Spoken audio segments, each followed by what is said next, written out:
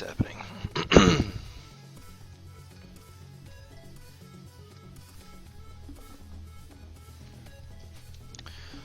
Alright, just picking up where we left off last week. Should be able to finish today. I just want to fix up the knee pad, finish the straps around the boot, and then I can probably take it into texturing. I thought about doing the high detail stuff in ZBrush, which if I were doing a sculpt, I usually would. Drop a surface noise for the leather on the jacket and start putting some high res on all this, painting in folds and stuff. But I think what I'm going to end up doing anyway is just doing the bulk of this in the texture package. I think it's be a little bit more controlled of a result. Hey, what's up, Pro? One thing I noticed is I don't like that little tangent there. I don't like how the jacket just doesn't reach long enough, so I'm probably gonna mess with that today as well.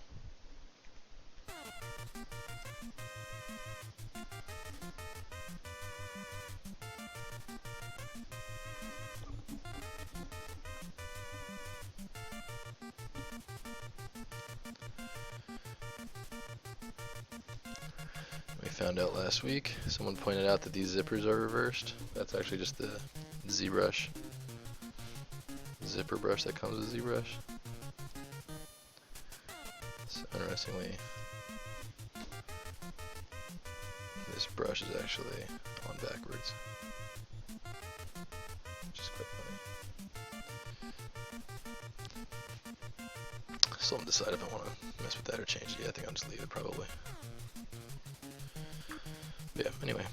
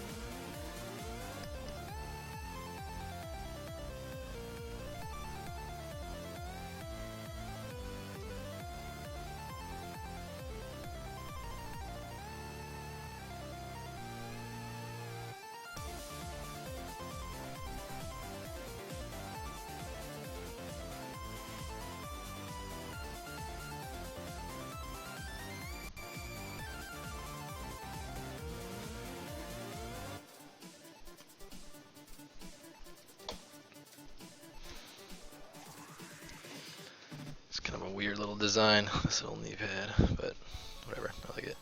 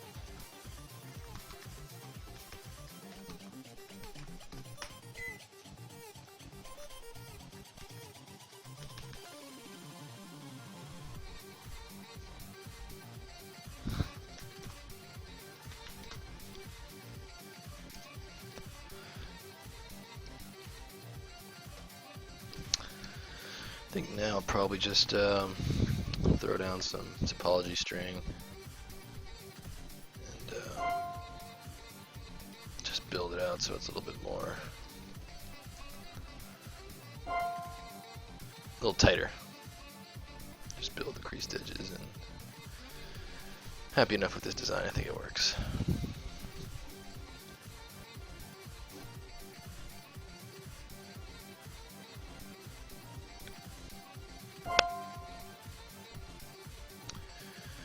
Now that I'm looking at it and judging based on how small the prop's going to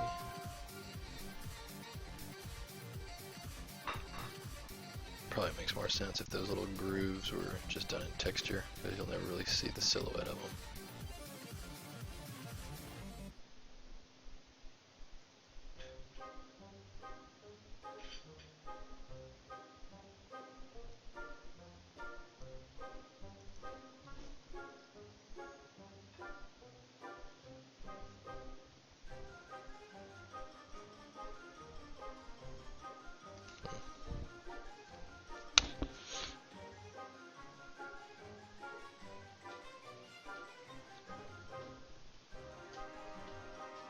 Is that for me? Oh, thanks. Thank you.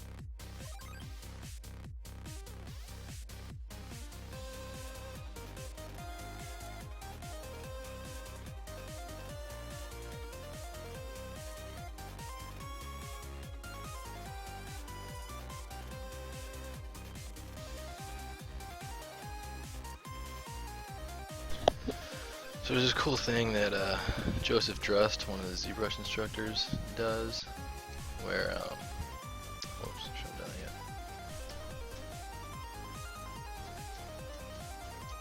that yet. He puts an array mesh when you want to keep a mesh symmetrical like this one is. He does an array mesh that he uses the manipulator of array mesh to place it like roughly where you want it to go on the character, and then he keeps the original in symmetry. So all you can do is just like turn the array mesh on and off, and then like get to your final thing. I thought that was pretty cool. I'm gonna try it. See if I can set that up right here. I've not done that before, but it shouldn't be too complicated.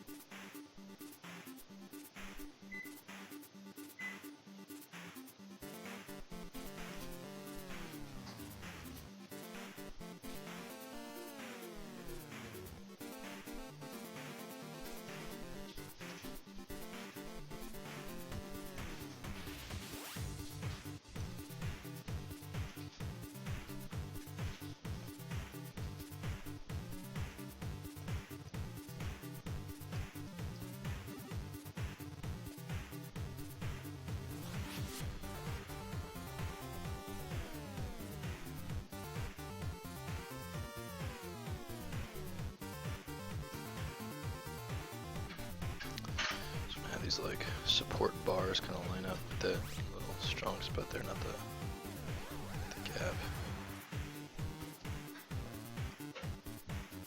Move this stuff all over with all indents over.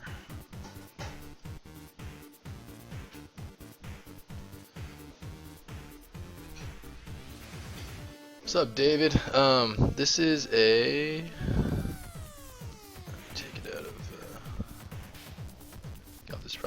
So this is a character for our game Disc Jam. It's meant to be. It's a game mesh, not a finished sculpt. So that's why you'll see like the missing polys there, and it's only half complete because that stuff's all mirrored in the engine. But yeah, this has pretty much all been done in ZBrush, and this whole costume has been done on the stream. The body is from a previous character mesh that we're using. This is a new skin for one of our characters. But yeah, and then the last things we have to do today are just finish up the boot, this blackout geo, finish up the knee cap, and then obviously it's not super high detailed, the jacket doesn't have any folds, and it's not at a point where you want to be taking renders of it. It's just this is going to be as far as I take it before I bake out the high poly sort of normal information, and then take it over to the texture package and get it textured up and ready for the engine. But yeah, it's just what I'm working on right now.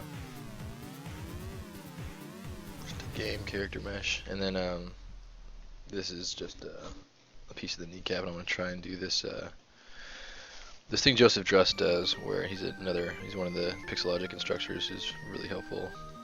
Has a lot of intimate knowledge of workflows that might be less obvious.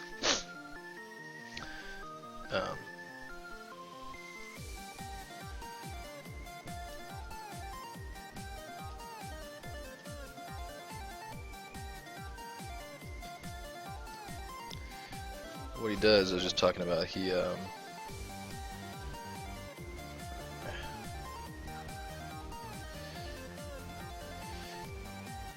takes the piece and then throws into array mesh so we can keep symmetry on a separate thing. It's kind of similar to using transpose master almost, where it's like you kind of have the offset stored somewhere else. so you can keep working on the thing in symmetry.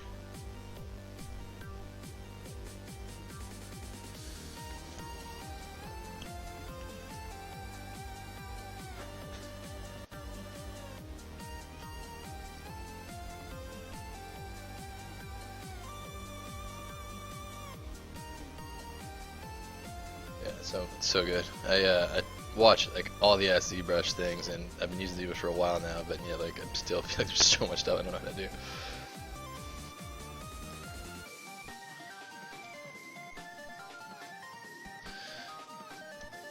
But yeah, my workflows for like working in symmetry and then testing on the mesh and then wanting to edit it, because I know that this thing's probably a little bit too wide. It's not going to fit exactly on his kneecap the way I want.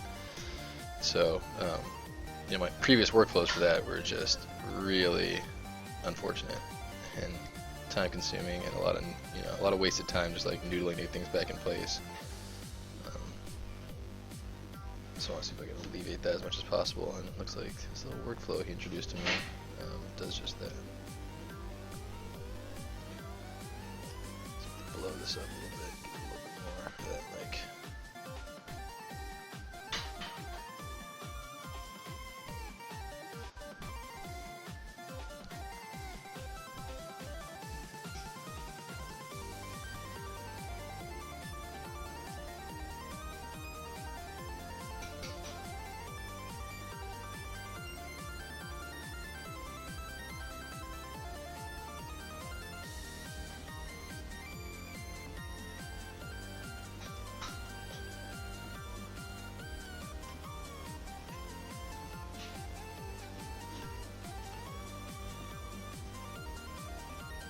Oof.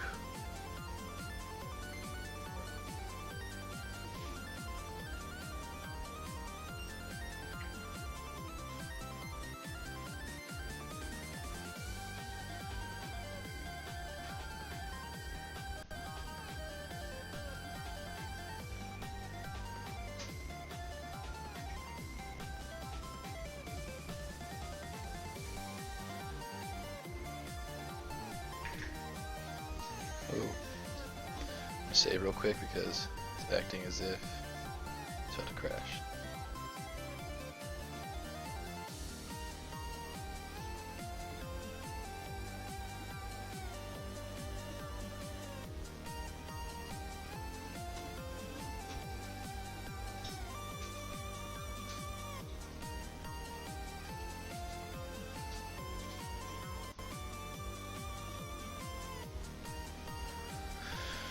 Nice. I want this to be a nice and bulbous thing that works.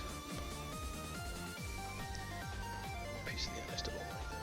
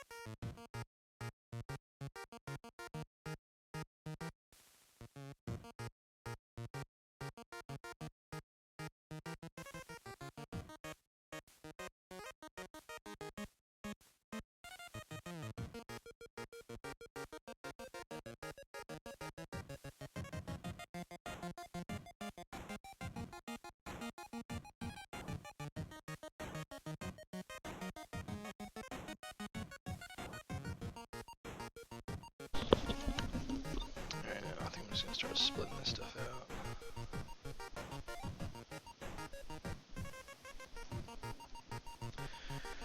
Actually, let's try the array mesh thing first. Let me put all these together.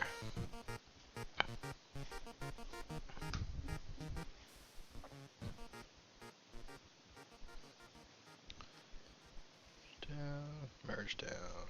It's all in one piece.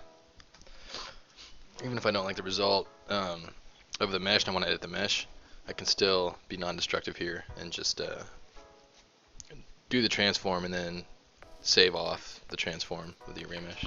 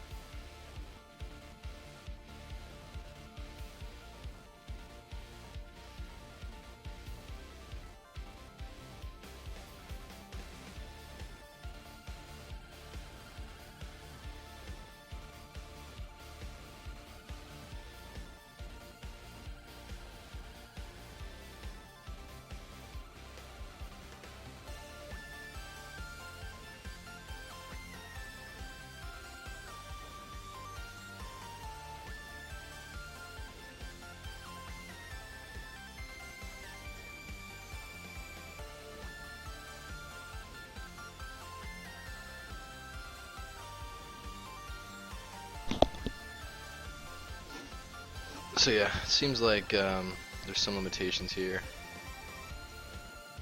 You can only scale so small, and you have to transform it with the line being stationary over here.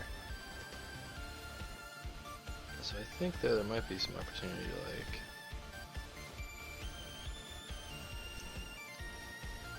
match them up a little bit better. Turn that off for now.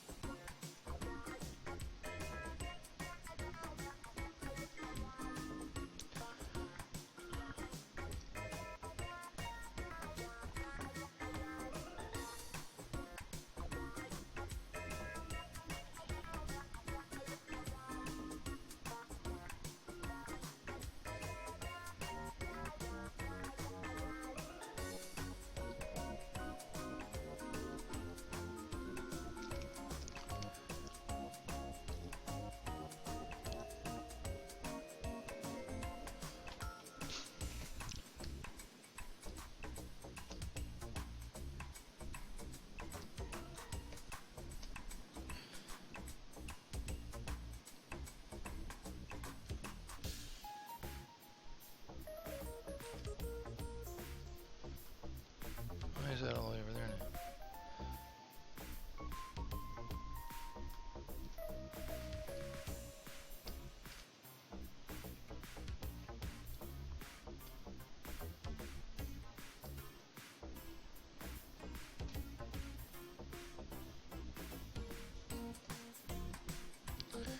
Does it like arbitrarily have to be relative to the world origin? I bet you it's something like that.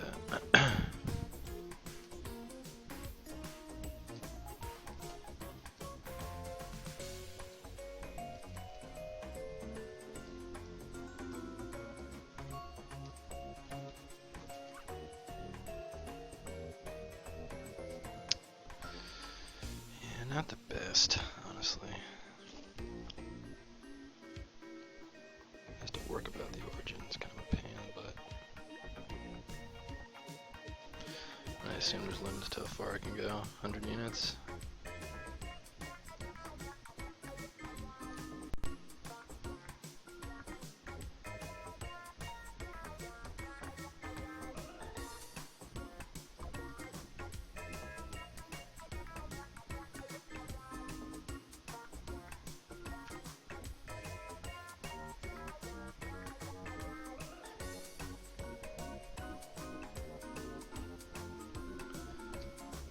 That's the smallest you can get. Okay, not the best workflow. I could see where that would be useful, but kind of has too many limitations to be practical here.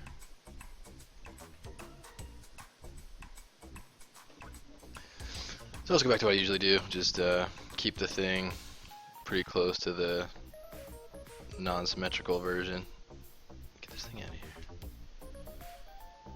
Go back to the gizmo. Let's try to throw it down where the knee is, roughly. Give it some edits and be done.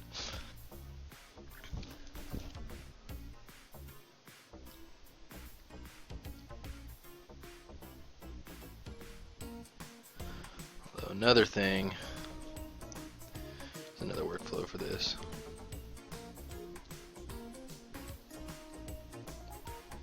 Start a new layer and then just do transformations on that layer.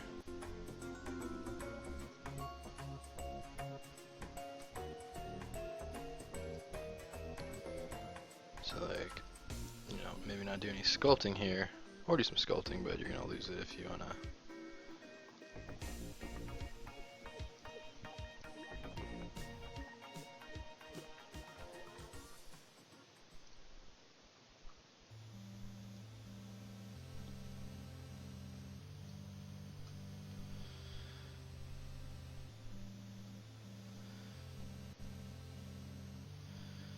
And use the layer as the visibility for the previs on mesh.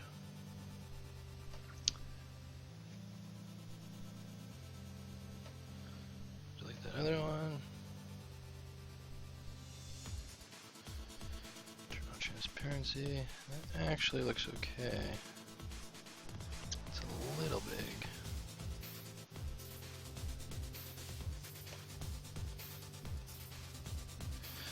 And it feels kind of silly, you know, when you look at the rest of the mesh, like, there's clearly the most detail on the mesh is that knee pad.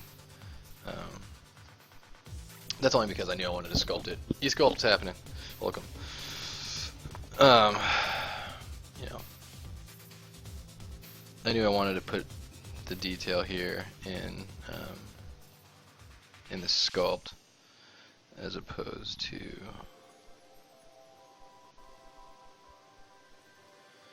looks like that side flares out a little bit.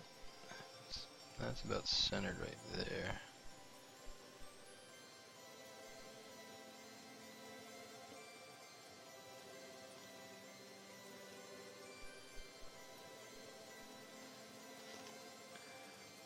So maybe you want to pinch the edge in a little bit.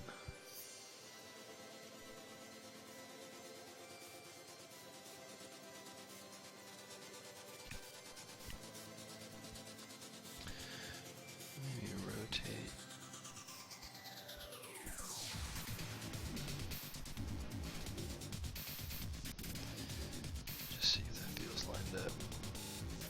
Actually, it doesn't feel all lined up, I think.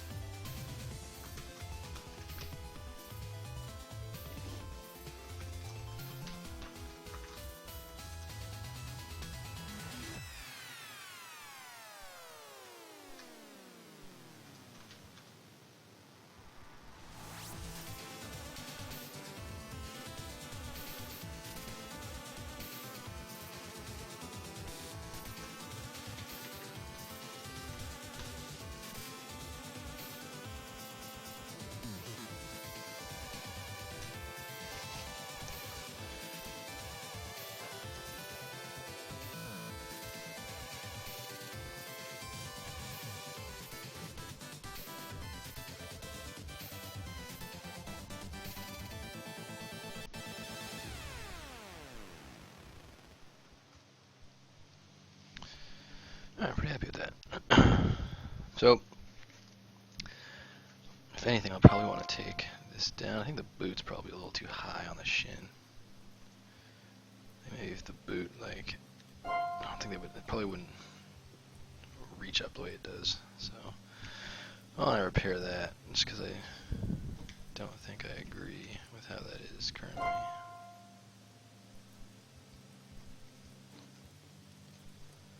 No problem, Dave. Thanks for stopping by. I'm on Thursdays at noon, so I usually just work on game character stuff or some game environment stuff as well. It's obviously a character today, but thanks for hanging out.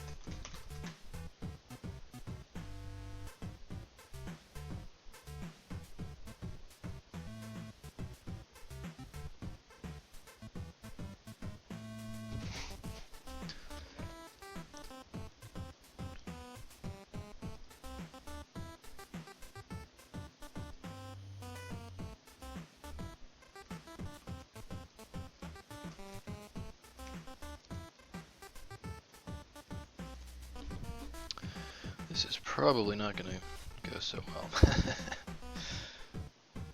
This'll take some careful noodling to not ruin all the stuff that's actually working already.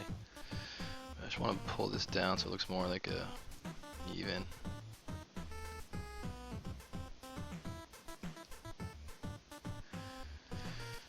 Do so in a way that doesn't blow up all the stuff that I have that does work.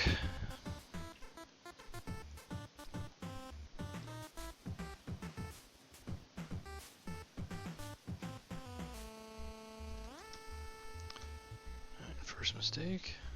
Local symmetry is on, and that is not symmetrical. Let's start there.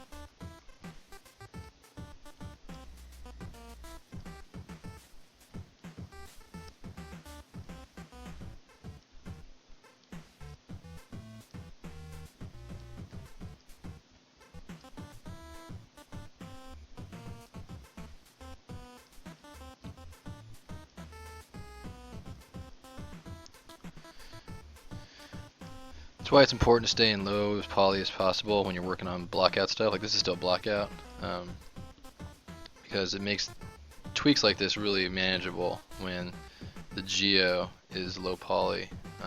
You don't get a lot of fall off artifacts and weird deformation. It kind of just, if you get the right brush size, everything kind of just goes with it without breaking the other faces. But if you have too much geo, you start getting weird little issues with brushes falling off too much. You're only bringing so many pixels, and then you lose some of your straight edge stuff.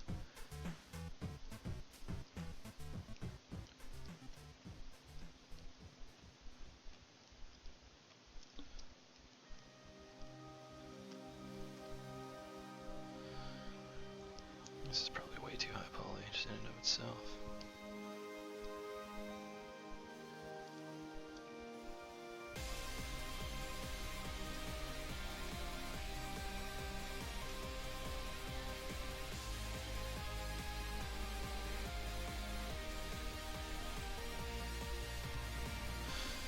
Why is symmetry on again?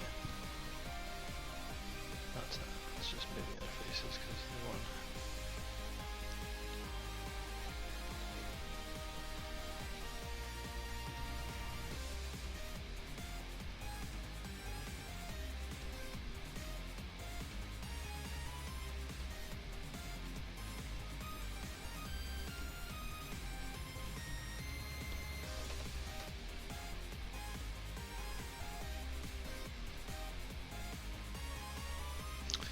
It's already looking much better actually. I'm happy I'm doing this. It's gonna make it look better in the end.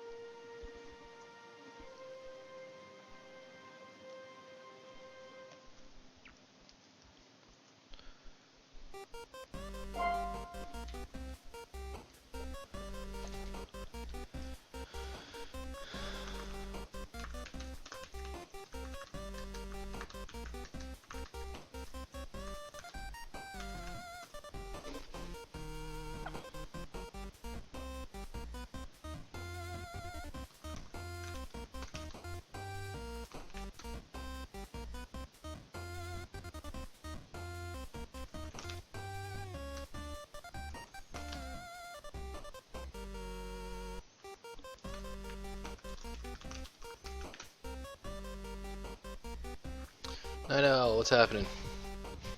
Welcome.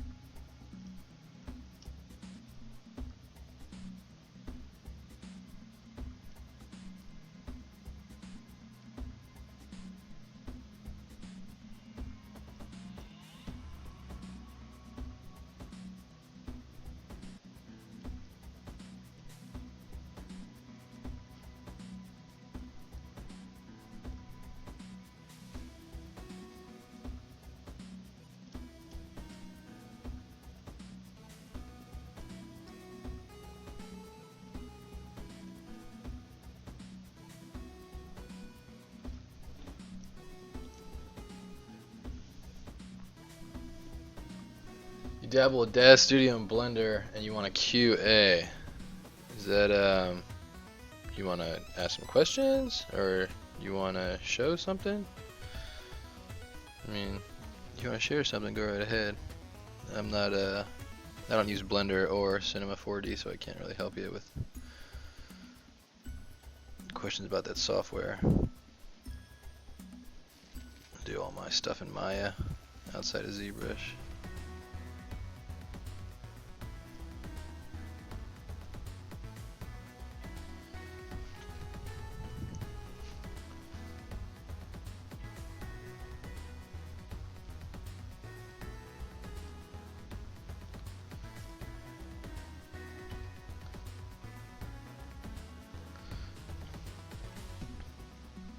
There's better ways to do what I'm doing right now, you know, just kind of just noodling around these polys to sort of fit the design, but that's because I'm kind of designing as I'm modeling, which is usually I kind of do a little bit more pre-work, but I wasn't quite sure I wanted these boots to look, so I didn't really have much time for concepting them.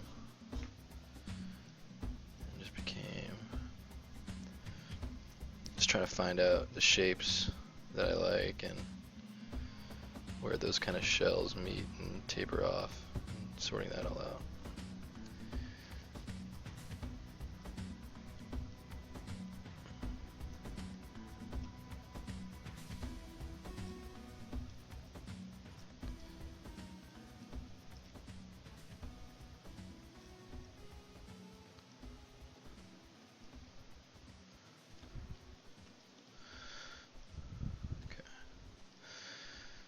Pretty good.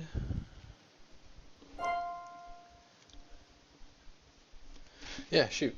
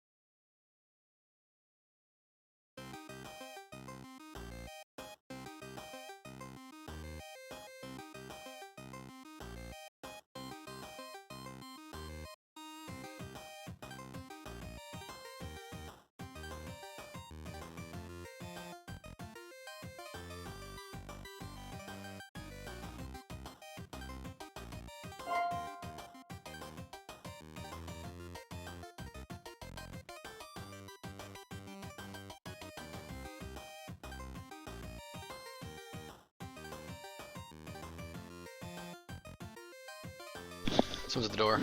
Be right back here. Hold on a second. I'm gonna grab the door.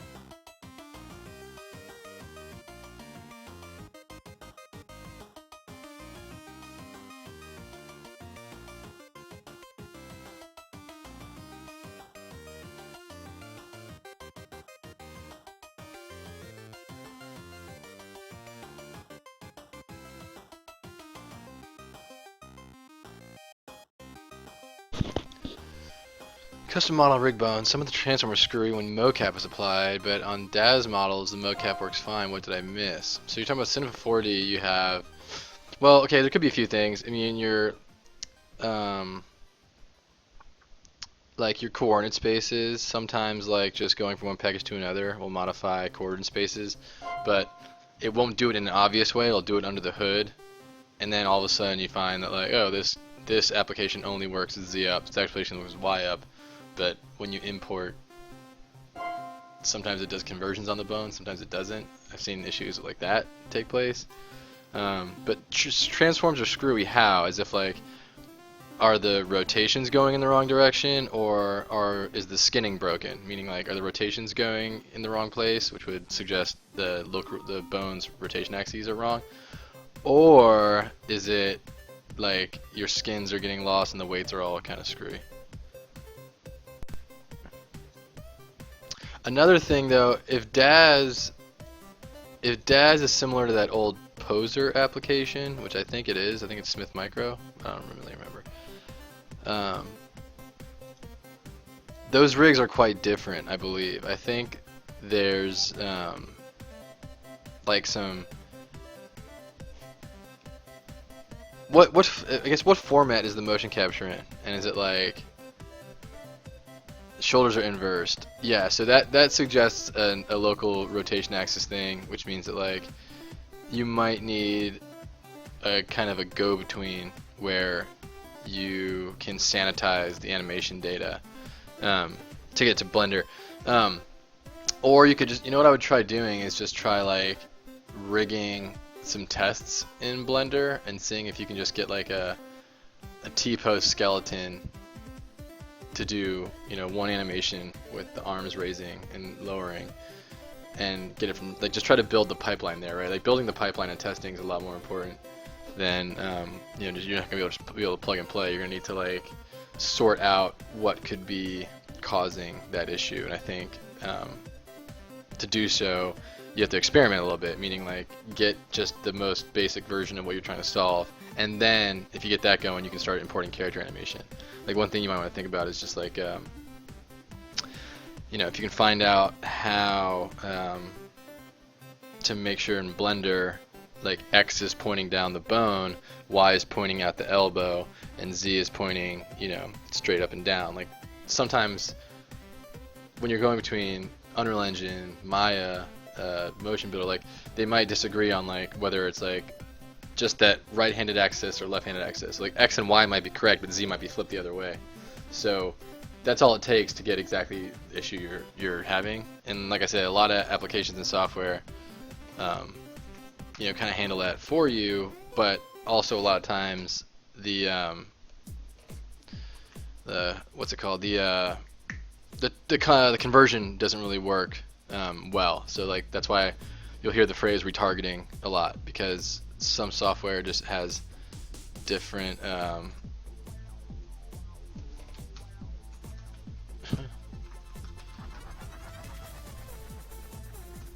Blender for the Geo and Dev Studio for the and I'm using mocap, but by saying the same mocap in Dev Studio model, that works fine. Oh yeah. Okay, so you're doing the rigging in Blender, but their models, well, there's got to be something different. You know, I would take one of their models, bring it into Blender, and the rotations might be the same, but there's two types of rotations. Okay, you see the rotation and the orient. Okay, if the joint orient and the rotation is the same,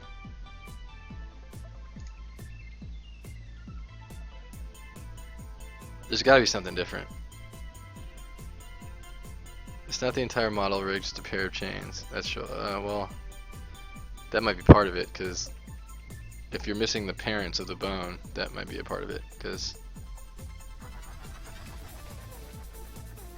yeah, I don't know. So I mean, I can't really, without digging into it, I can't really be all that helpful.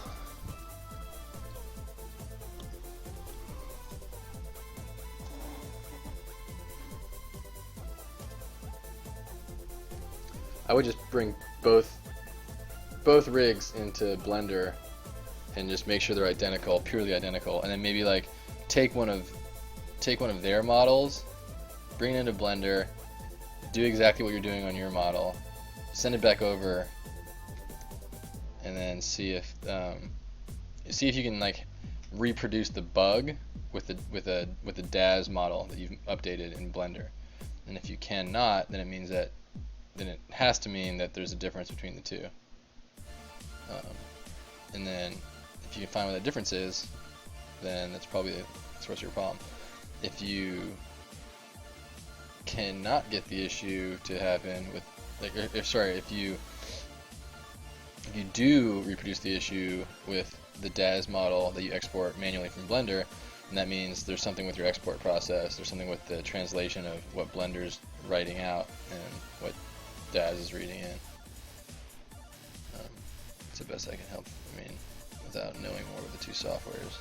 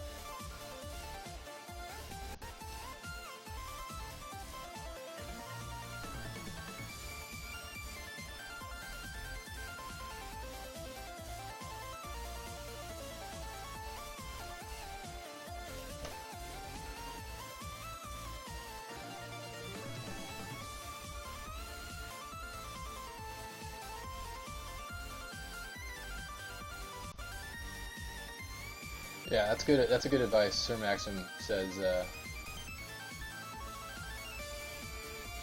well, if you're not rigging in Blender, then how are you skinning the meshes to send over to Daz Studio?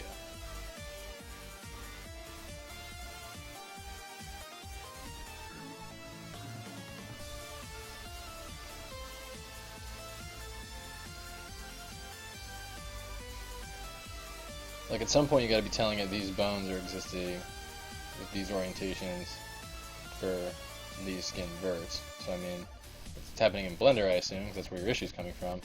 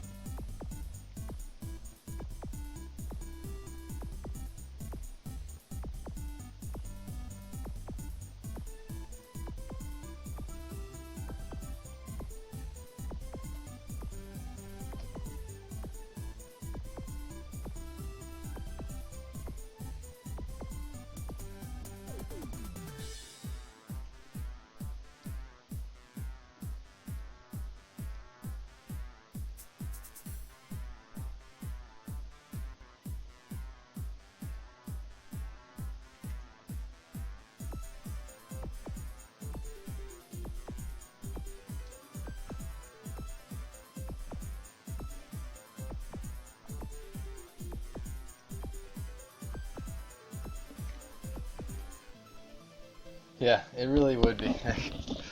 It's a shame because no one's ever going to settle on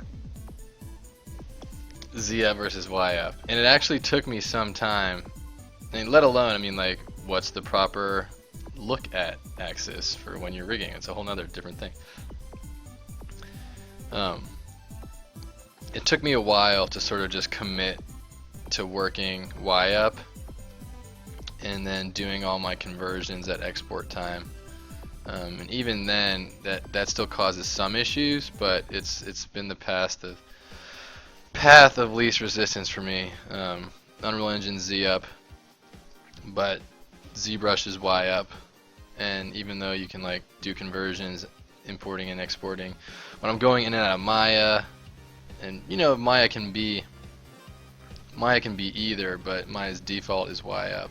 And working outside the default sometimes causes issues. Not all the time, but still causes issues. Don't kid yourself, there's issues. So I mean, it becomes sort of what area do you want to feel the pain? And I think the least amount of pain right now for me is just commit to Y up in all of my DCC packages and do Y up for everything.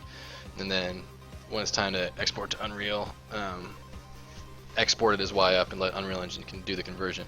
The main only issue that has is eventually, if you do cute things like I want to run a simulation and bake that simulation down. Like we have a bunch of capsules, and the capsules go in the prize machine and they jiggle around, and they're all a bunch of instance static meshes, but what they really are is like I do a simulated bake offline, and then I export that animation as bones. When you do stuff like that, where they're not into some other hierarchy, they're in their own hierarchy, there's a bunch of little skeletons, the transforms axis rotation being flipped is busted there. And when you do things like that, when you're like trying to manually do animations that you handle externally that are kind of, it's hard to explain. Like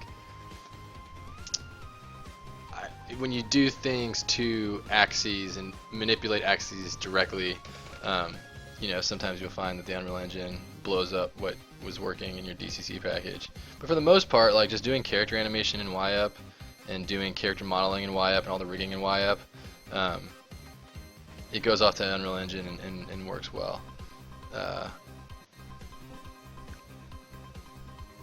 There are times when you want to grab a bone and do something procedural on the bone, and like it's going to be a different thing than in your DCC package. So it's not painless, but it's far less painful than, you know, working in ZUp, doing your imports in GoZ and coming to and from GoZ and having like your Maya thing all of a sudden breaks, and then you got to figure out, and like just doing transforms in ZBrush where you're trying to figure out like, okay, this is in the wrong axis space, what do I do with this mesh? But it's like the mesh isn't itself centered on the world origin, so when you rotate it, it gets all borked. I mean, it just becomes such a nightmare. So I've just been working in YUp and staying there, and so far so good. It's my fastest workflow I've been able to get going. Tim Sweeney, the founder of Epic, had a hilarious post recently because somebody was like, someone shared a graphic that was like the applications that use YUp and the applications that use ZUp, and all the nightmare that devs have to go through because there's just no one seems to ever can't decide on it. While I understand like software manufacturers not wanting to, you know, pick one or the other, it's at the point now where it's like the conversion under the hood is simple. It's simple math. Like, you know, speaking as a gameplay engineer, like, if, you know, the transforms, once you know what the transforms you're trying to make need to be, it's really not difficult. Like, the thing I'm trying to say is that like conversion math should be more prevalent, and you know, it shouldn't be as big of a pain to switch between one and the other. You should be able to tick, you know, one of like 10 boxes and be like this, and this. Okay, make that kind of, okay, now convert. You know, that should really be what's happening. Is that no one should care. Like the axis orientation shouldn't matter at this day and age. I mean, there's enough good engineers out there that can make this software a little bit more robust, in my opinion. There should be an FBX tool that just says like, okay, like, you know, similar to like the orient joints tool in Maya, but instead of doing it on an active skeleton, it's just like, this is a rigged mesh. Take all the skin weights off, make the orientation like so, you know, make Z, flip Z, and make the y-axis go out instead of up. Do that kind of stuff, and then convert it to this other new mesh with those parameters. Like, that should be, I don't know why that tool is not out there. It should be. Maybe it is, but I haven't heard of it or seen it.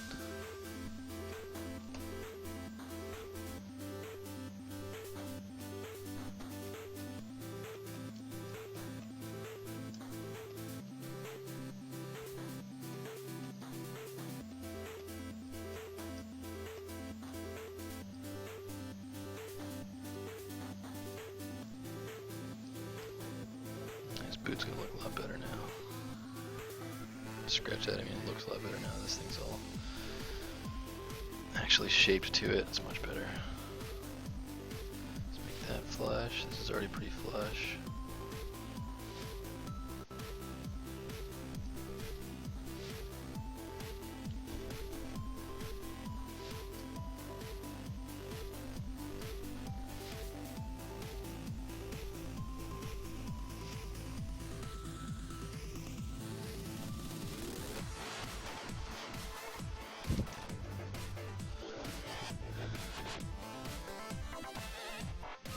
Scale conversion is a pain in the ass effects animator, and the thing that I've been doing too, like it took time for me to like get all these things in place, and I kind of feel pretty good about it where I'm at now, and I wrote some scripts to kind of help ease the burden a little bit. But like ZBrush is another thing. Like the scale manipulation in ZBrush isn't ideal. You know, it can get really painful and time consuming really fast. Just stretch this out a little bit more. There we go. So what I like to do is I make ZBrush my native scale. So I think it's millimeters, not centimeters. Unreal Engine centimeters.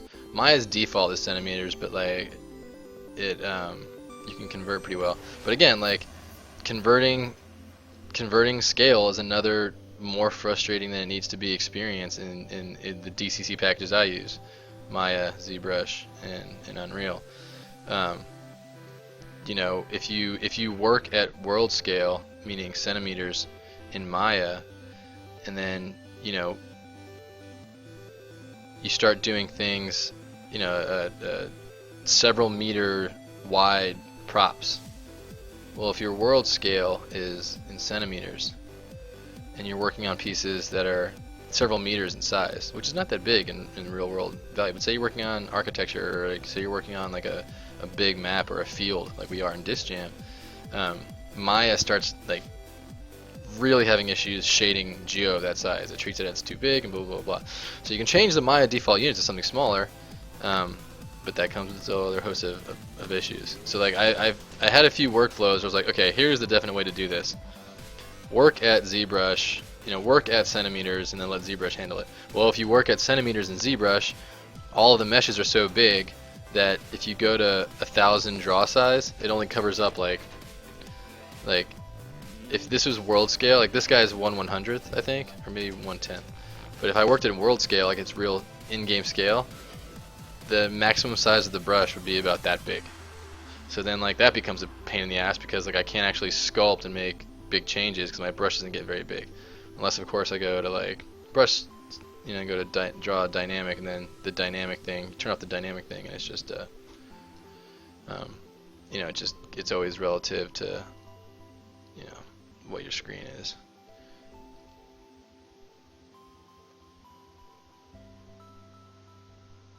Yeah, it's just really frustrating. So like what I do is that I use everything in ZBrush scale, meaning like millimeters is default scale, and then when I'm in Maya, I work at that same scale, and I just put everything on a 1/10 transform node. And then when I export, I have some export scripts that handle the export for me, because even doing the manual FBX export, it doesn't really have an X10 for some reason. It has like X.1, X100, like it has all of these like scale multipliers in the FBX exporter, but it doesn't actually have like X10, which is like the most comfortable way to kind of convert between the two. You can like have a decent render size in Maya, have a decent sculpting size in ZBrush, and it all just works. So I work at I work at 1/10 scale, fixed across the world, and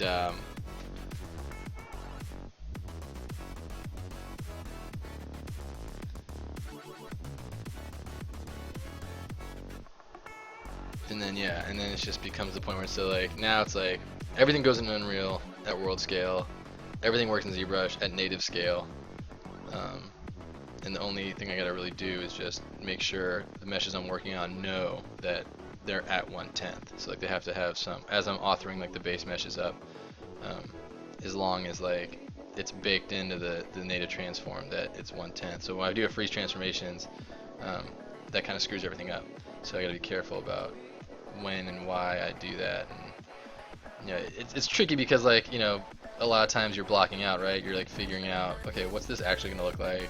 I have an idea in my head, I have some sketches, but like, how's it gonna fit in the world? And you start finding out things like, oh, that little piece of geo kind of intersects with this column weirdly, and it looks a little distracting. And you start finding things that are like you hadn't really made part of the plan because your plan was a little bit rough, and just, you know, you're still sorting out, you're still sketching in 3D, so to speak.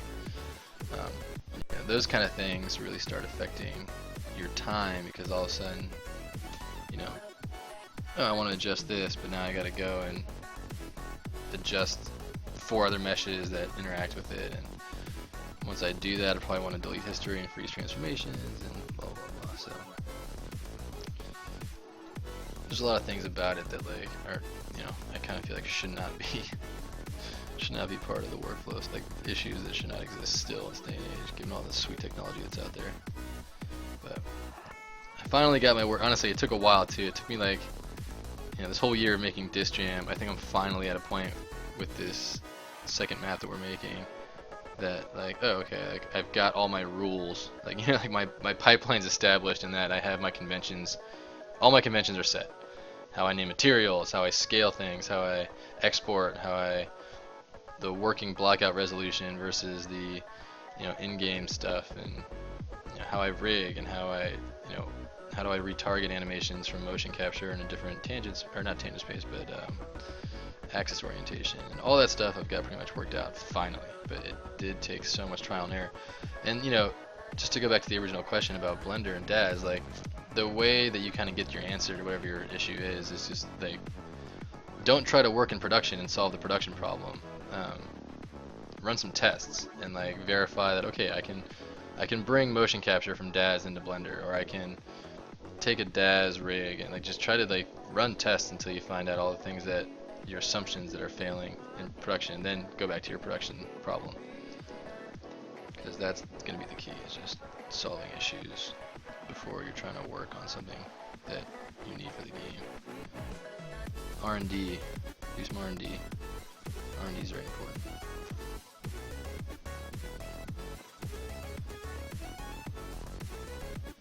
Even my bake process. My bake process actually is probably the thing I'm happiest with. It's just the fastest. I think I haven't seen anything faster than the way I do my bakes, which has proven to be a huge time saver. And it goes with our art style too. Like, it's not because I have the best way to bake. It's just because like our limitations of what we're doing in our art style is enables me to kind of adjust my pipeline as such. These polygons are bothering me so much. I might just fix this up in Maya.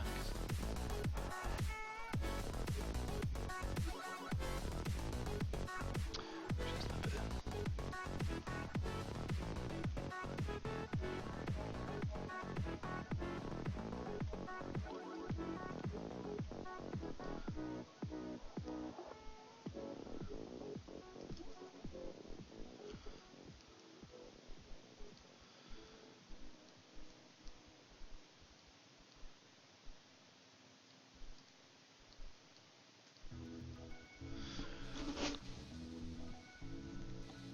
The import scale factor setting is broken in UE4? What do you mean, in 4.18? Or, I mean, it's working in 4.17.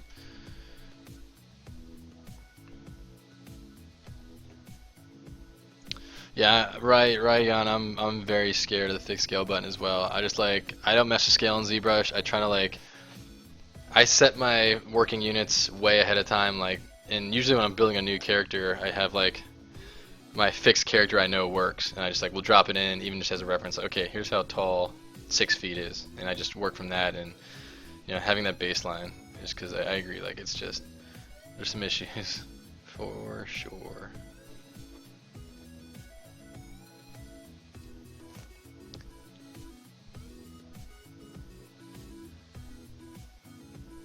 One meter in Blender, 1 unit in Unity, and modular buildings at 2x2 or 3x3 blocks. And then yeah, custom exporters. Yeah, I wrote a custom exporter myself, and that's added a great deal of speed to my workflow, which is huge, because then now I can do a lot more iteration on the environment, because I can just do one click into the engine, at everything set up correctly, and I can just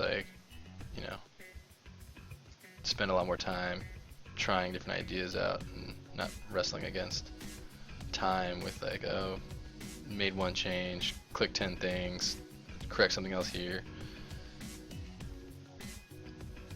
Makes it go a lot faster.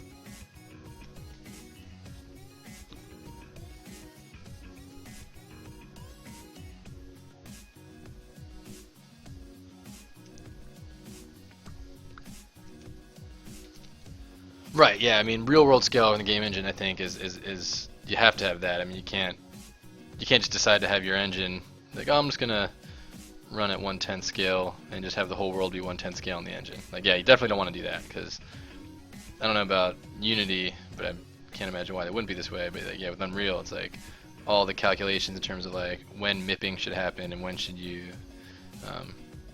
when should you do certain like texture MIPs, and when you want to do when you're doing lighting bakes, and you do all that stuff depends on the scale of the units and what it thinks your actual mesh is in world scale. That's why that import setting in Unreal is so important.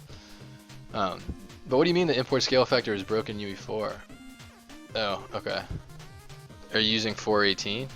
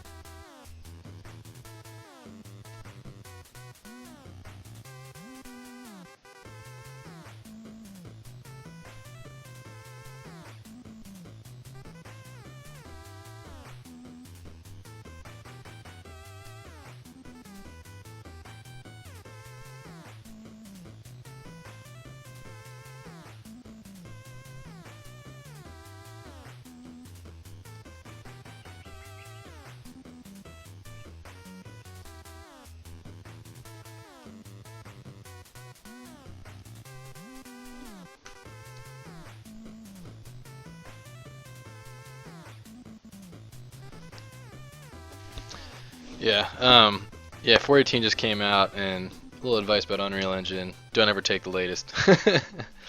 We're licensees, and so we get like their custom branch from P4 and everything. Just jams the Unreal Engine 4 game, and we just wait until the inevitable .1, .2. Usually we wait till about .2 or .3, depending on time. What they're actually, but they do a great job of like updating the engine and bringing in new features with every update.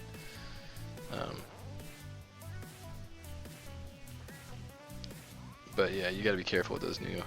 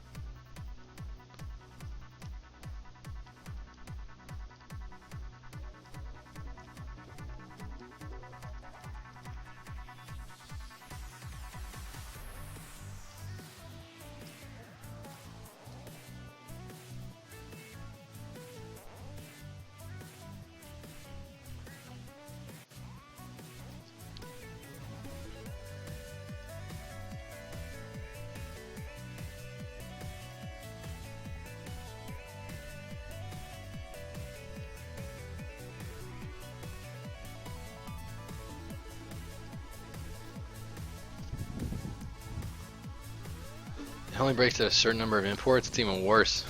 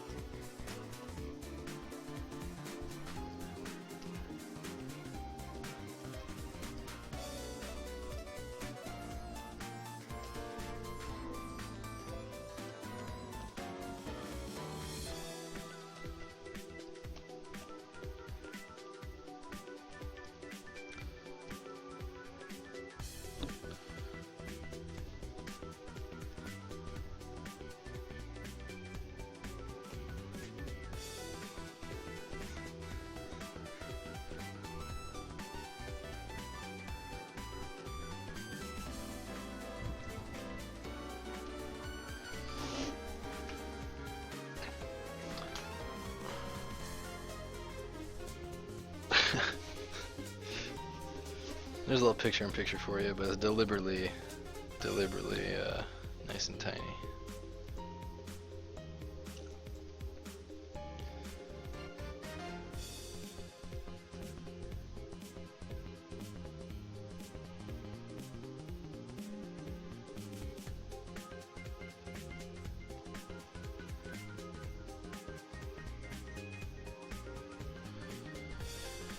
Alright, that's enough work on this stupid leather.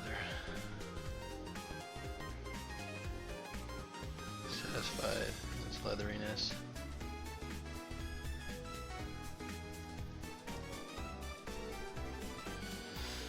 So all that just to adjust the boot height, which I'm glad I did because it looked kind of dumb before as it was like creeping up his leg in a weird angle. Now it's just like a normal boot, nice and even. Feels a lot more grounded now. That was worth doing.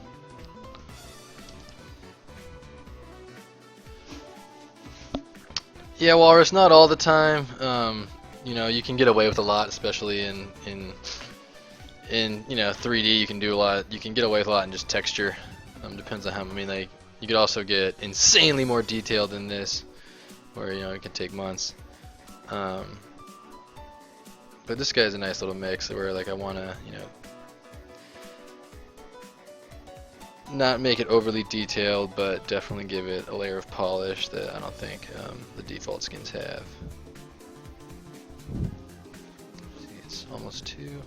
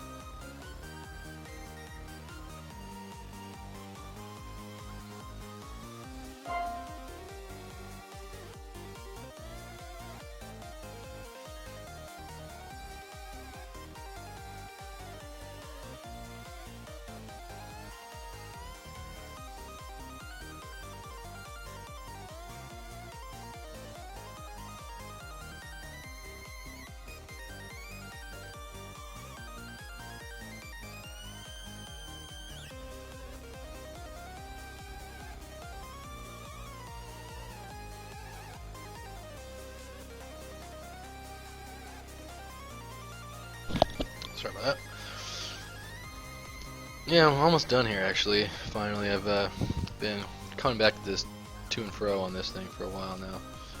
Keep getting sidetracked on it. But I'm pretty close to done, I think. Most likely going to be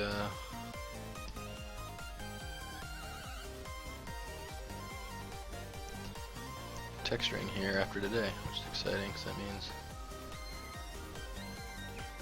I've got much else to do.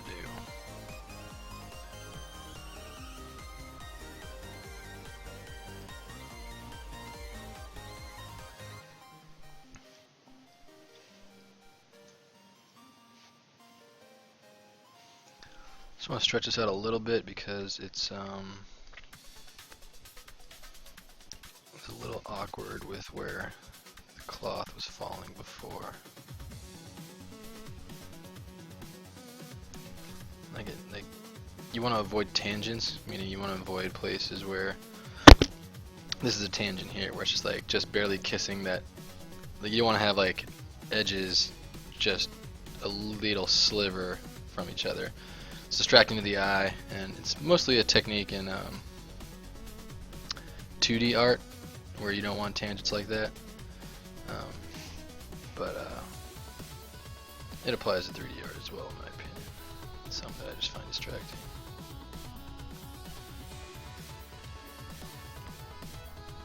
It's like just the right amount of hangover. Feels a lot better. Plus, I can. This is gonna be an animated cloth anyway, so like it's gonna be flapping and running around. So when it rests, it rests kind of right above it.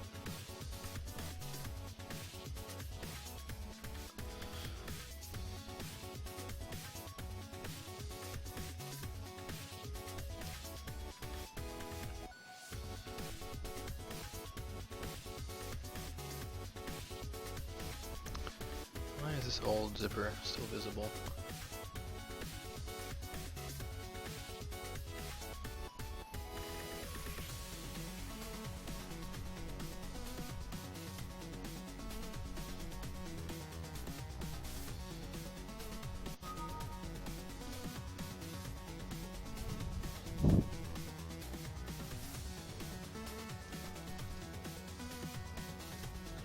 How do you rig cloth or character for games? Do you kind of fuse it in one mesh, leave it separate meshes?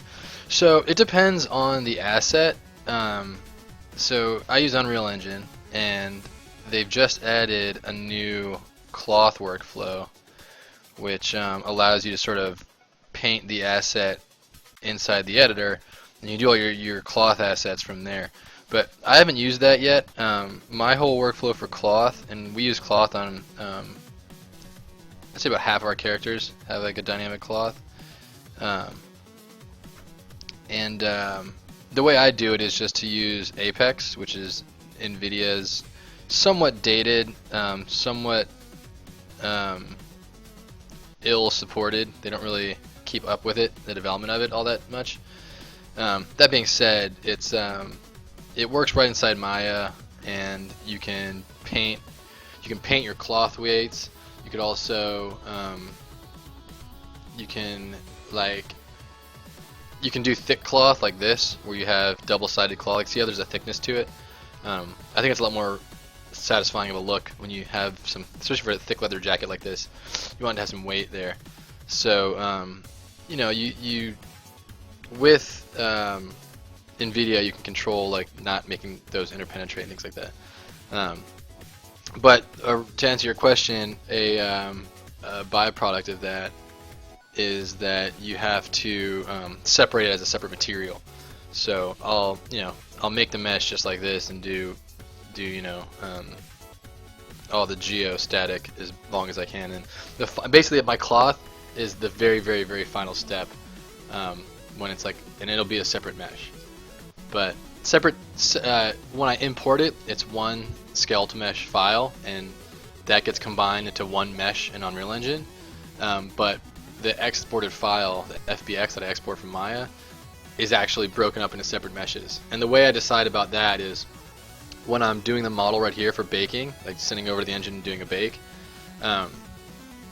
when I'm doing this, I keep it a a lot of separate pieces because I want my baker to bake mesh detail based on, you know, if I bake this cloth at the same time I bake the belt and the cloth would interpenetrate and the bake wouldn't work.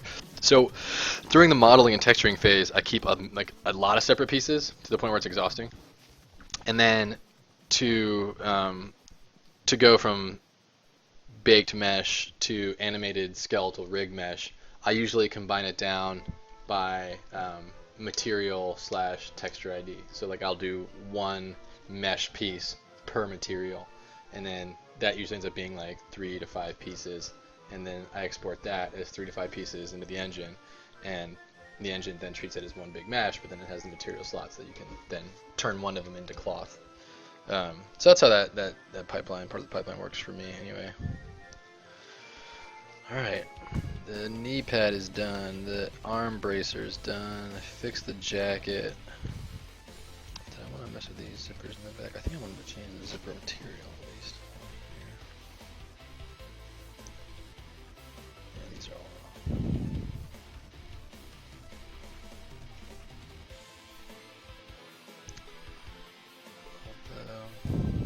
let's leave this change right now.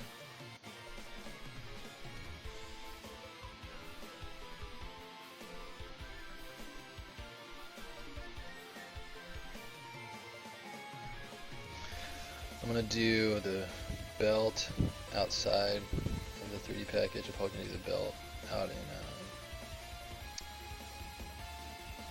some kind of 2D package. I'll paint like the decal design on the belt so it's like cool.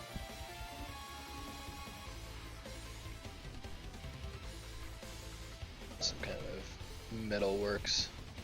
And I'll just do that probably in the texture package. Really, I think for now I'll probably just let it be a sort of arbitrary sort of engraved shape.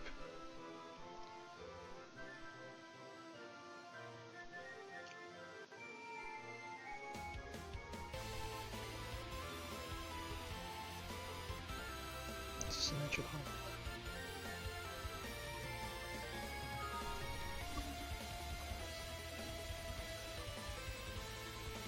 Do you remove visible geometry at the final stage? It depends. So yeah, like for example, like you see, you know, I got the bracers there, so he's got no geo for his arms, right? And I do make a pass where I go through and make sure that there is no unnecessary faces, but you know, like if we want to do a costume later on, like it depends on what stage I'll do that. So at this stage, right, I'm still kind of doing a lot of the texturing and high poly detail. So at this stage, I tend to keep it full body, because this mesh has gone to and from the topology package where I got rid of those faces. I got rid of the wrists, but I'd like to still have them because even though those faces will be hidden, I still have them present for if I ever want to change the costume, then he has no bracers on. Or if I want to like pull off some part of his body, you know, like for example, like I think I still have his knees underneath that. Yeah, so like I have the knees underneath there. Obviously, they're going to be hidden. So the time to do that is when you're finally about to do skinning, like after you've gotten your texture bakes, and sorry, UVing is probably the time to do that. And it'll depend from project to project because, you know, we want to do different costumes where like it's just a little bit more flesh, or like you might not have knee pads. So I will want the model to have those faces, but when it comes time to do the rig, you definitely don't want them in the skin because there's no reason to spend time skinning verts that aren't going to be on screen. All they're going to do is make your skin take longer because it's a huge pain in the butt. But like I said, because this jacket's going to be cloth, meaning like these, I'll paint it so that these can all flap in the wind, like these verts all the way down can like swing in the wind there, as he's moving and stuff. So we will see those faces underneath there, and you know, there might be some strips of geo right around here in the shoulders, or I could comfortably get rid of, and it wouldn't matter. But as far as pushing vertices to the GPU, you know, you're talking about maybe a couple hundred quads that would be underneath the geo there. So that doesn't matter all that much. Underneath this belt, however, I've removed all those polys. Underneath the trunks, I've removed all those polys. And then obviously he has boots, not legs. So it's kind of a case-by-case thing. And like when I'm doing stuff like that, it's important to just be aware of what my end game is, and I need to just make sure I'm smart about, like, okay, what is this gonna be like where am I going with this? And that's what kind of helps me the most. Speaking of which, looking at these biceps, I don't like how.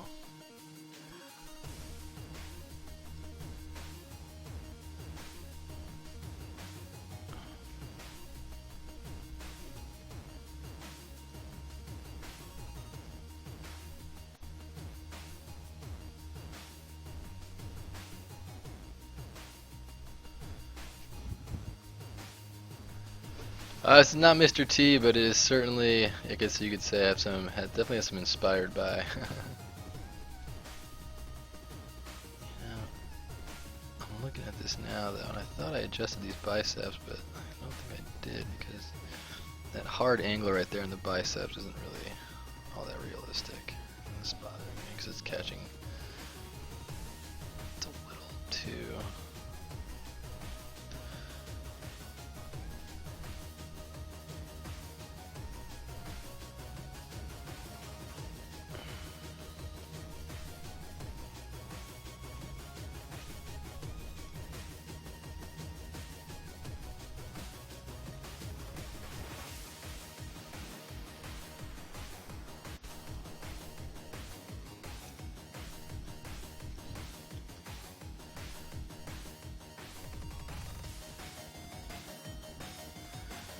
Stretch the skin over that area a little bit more.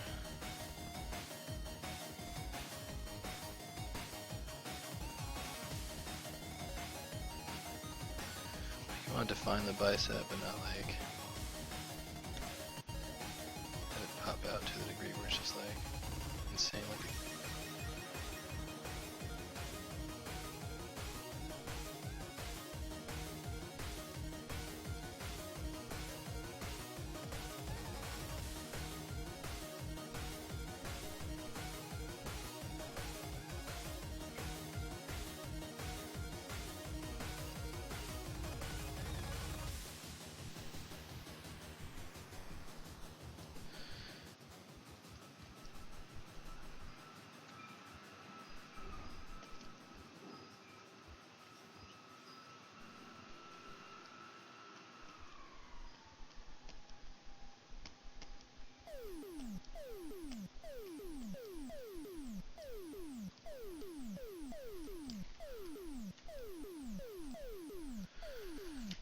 Softer transition there, feels a lot better.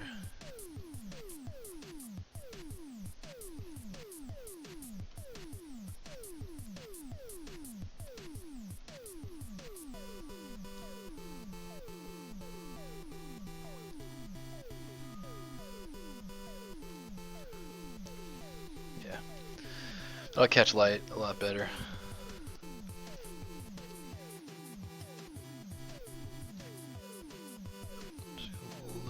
Silly. Even though obviously the mesh is a pretty over-exaggerated, silly mesh. I mean, let's not kid ourselves, but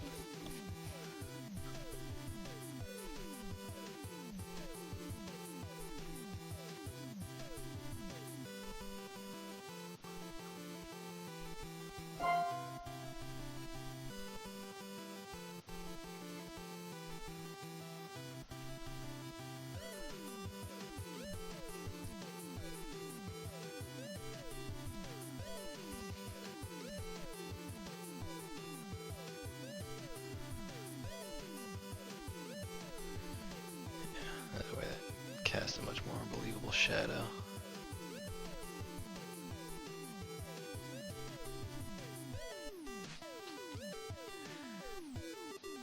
It still feels like a bicep.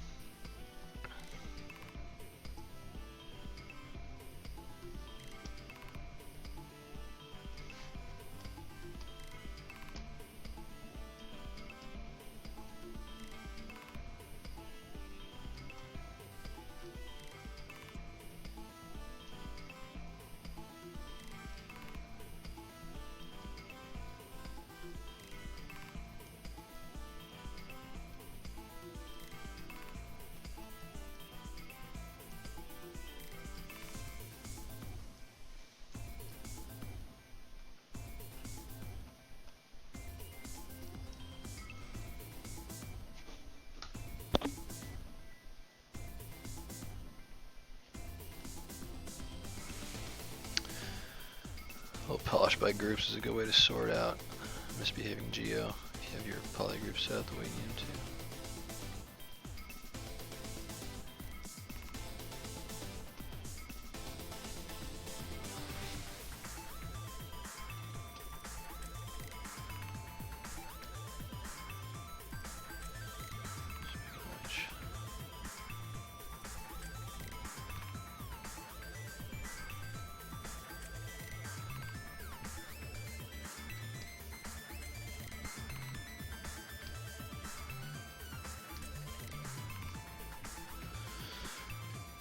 Poly by groups on this whole thing probably wouldn't kill anybody. Yeah,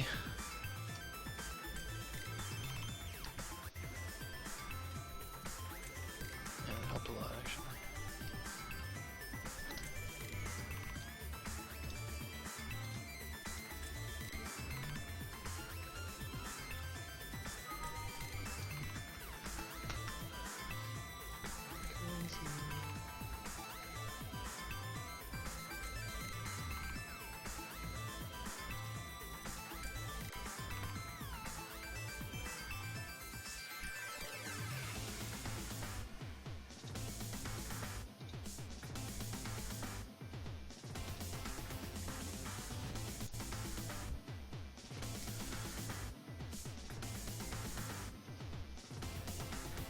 Oof.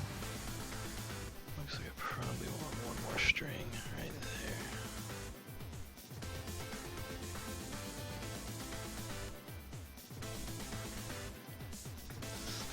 What's up, G-Castro? Yeah, no problem. Mind answering questions. Yeah, you know, it depends. I don't do as much poly modeling in Maya when I'm on stream because this is Pixelogic's channel and they just rather prefer, you know, we do that kind of stuff in here. But you know, and you can certainly do it in either. It just like I find that depending on what you're trying to do, each tool has its strengths and weaknesses, and so like, you know, if I'm working off camera, I usually I'm doing a great deal of jumping back and forth. I use Maya a lot, but I've been doing a lot of ZBrush hard surface just to kind of highlight that, you know, it's not just a sculpting tool. Oof, that didn't stick at all. Why is that so? Polished by groups? Weird. So yeah, it kind of depends. Like I said, like it's something that I do when put it this way, I'm doing a lot of blocking out right now, meaning I want to sort of, I'm not exactly sure what the design of these pieces are going to be. Like, well, currently I'm almost done, so like this is a little bit farther on. But the reason all this stuff is in ZBrush only right now, especially doing like, you know, not a lot of people do low poly stuff like I'm doing right here in ZBrush. And the reason that I do it and the reason I'm doing it now is because I find it a little bit more flexible to sort of 3D sketch and sort of discover, you know, a lot of times when you're going into modeling, you should pretty much have an idea of what your concept's going to be and what you're trying to make. That's not always the case for me. A lot of times I go, oh, I want them to have some bracers, but I don't know what the bracers are going to look like. I don't know if what the rest of the body's going to look like. I don't know, like, you know, so I did like the design for the boots, and oh, did I lose my poly paint on this? Yeah, I did. Yeah. The design for the boots,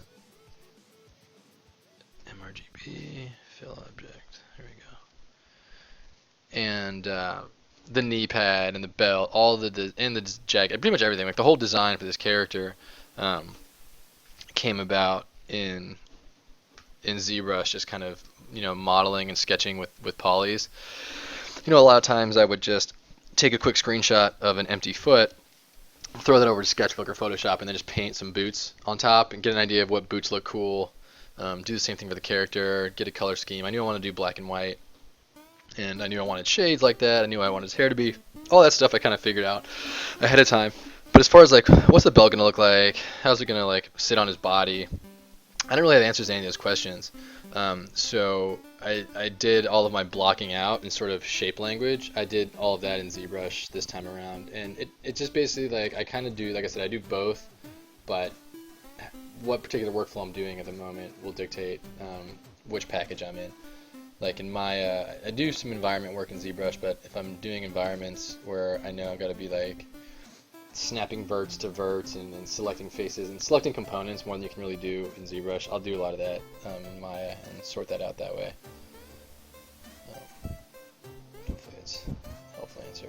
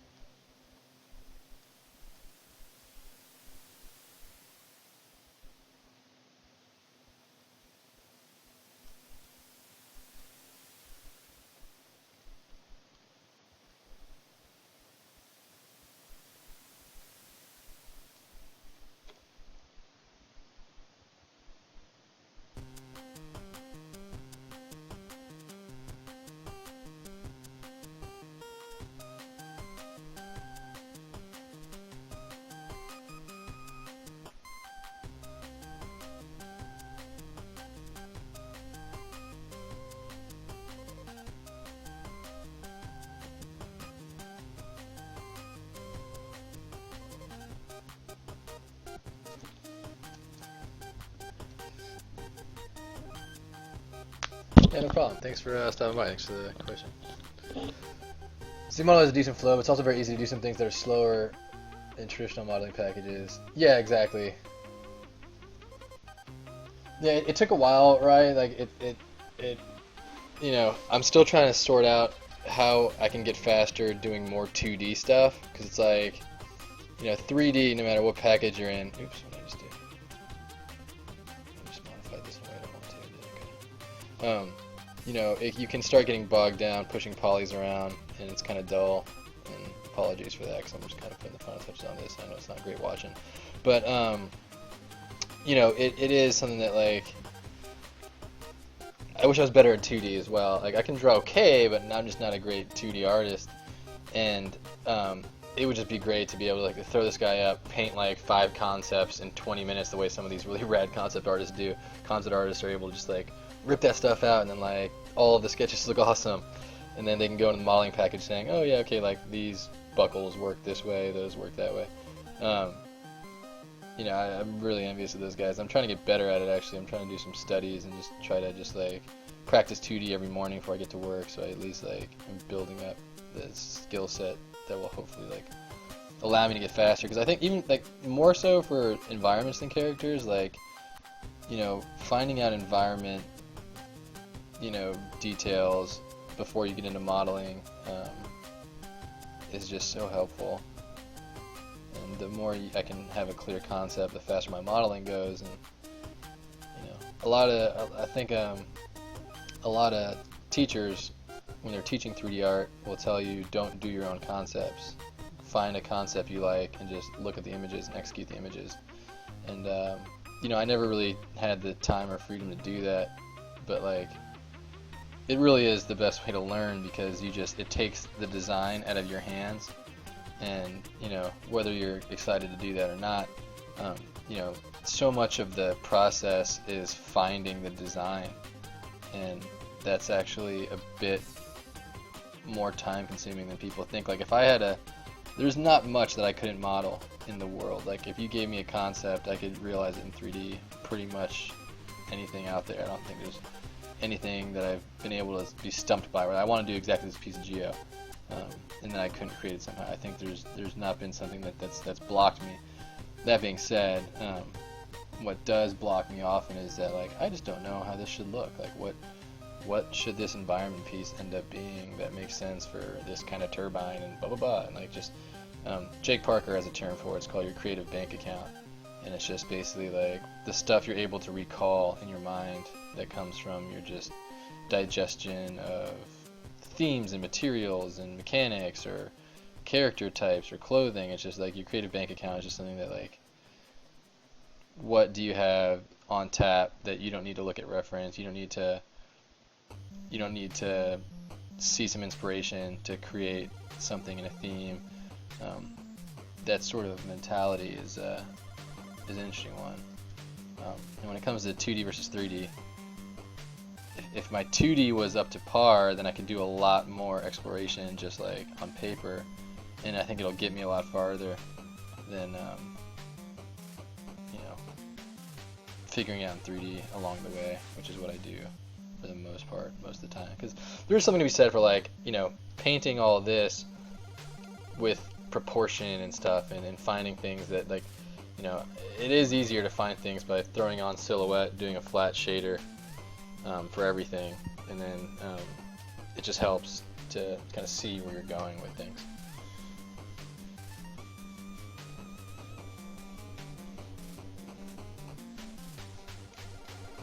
Yeah, and like I think Bazooka, I think my overall, like where I've kind of landed on it is that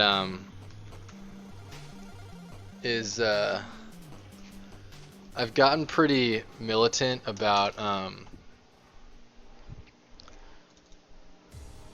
like here was my initial just sketch. It was like he's gonna have black leather trunks and he's gonna be all jacked up, right? Like that was like the first thing I did, and that's just like a value sketch that I obviously never finished, but like it was enough for me to get into the 3D package. I was able to like take that, get into 3D, and get going because I knew kind of like, okay, like that's what it's ended up being.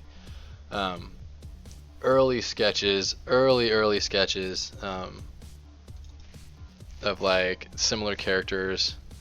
Just like you'll see, like I took a line render dump. Like that's a old finished model that I had.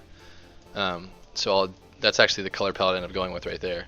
But like taking a line render, and then here's one right here where I just dropped a line render out of ZBrush and would do some paint overs. That just trying to get to the point where that's another. I think that's a trace over. Ended up changing the boots. And I think I changed the bracers a good deal, and I got rid of the bicep wraps. So just stuff like that, man. Like I think like where I've kind of landed on the problem is I want to sort of, here's some early sketches as well. That one's a little bit more over the top, but you can see like I did kind of a similar, and it's such a loose sketch. I'm talking like seconds. But went with a big belt. I think I did a mix of this for the actual final skin. Wanted to figure out the gauntlet, so I played with this is from the gauntlets actually. This gauntlet's actually what he's using in game on the old skin that's already in there. So that was a 2D sketch first that I did in 3D, then I was going to paint over it, but then I decided just to work it out in 3D. So yeah, I think like the main thing is just like doing like going back and forth. Like going back and forth is really what helped a lot for me, and like this character came out pretty good. Because I was able to like, this is like the first character I did ever that was like, eventually got into the game, and it all started with just like I did some turnarounds. I ended up liking this middle one the most, so I elaborated on that a little bit. I think some paint overs here. Yeah, so like I dug into that sketch a little bit. Ended up making kind of a cool little design for his gauntlet there, which I was pretty happy about. I think that ended up being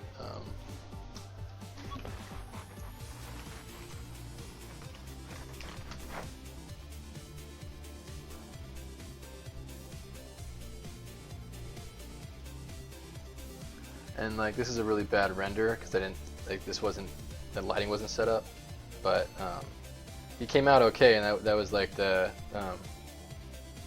first character we ever did for like a different game. But all those designs, like I figured out the look for pretty much everything in this was figured out at this stage. And so like, you know, again, it was just a matter of just going back and forth and just like really working on like, okay, this part works in 2D, let's throw it into 3D. Then finding out like, oh, you know what, this doesn't really work in 3D. Let me work in 3D for a while until I get proportions and stuff down pat. And so just the back and forth, I think, is the quickest thing. So like you'll see I have a project here called lineart.zpr, and all that is just a line art shader on some different cell shaded or flat materials that will just grab all the lines for me. I can drop that into Photoshop or Sketchbook and just lay paint over the lines and start blocking out stuff in 2D. And just trying to like blend that gap is what I'm developing and trying to like develop an idea of. Like there's a good example because like I didn't really have any of this stuff worked out yet. I knew that I wanted to get that big shoulder piece. I knew I wanted like, and I actually pretty happy with the design of the belt, like the hands of the demon face on the front grip each other on the back. And like yeah, there's a lot of just design that took place switching back and forth. I think that was my kind of eureka moment, was just like doing both was really helpful, because I'm not an accomplished 2D artist, I'm not an accomplished 3D artist. I just, you know, just trying to get to my desired result as quickly as possible is all I'm ever trying to kind of figure out how to do. So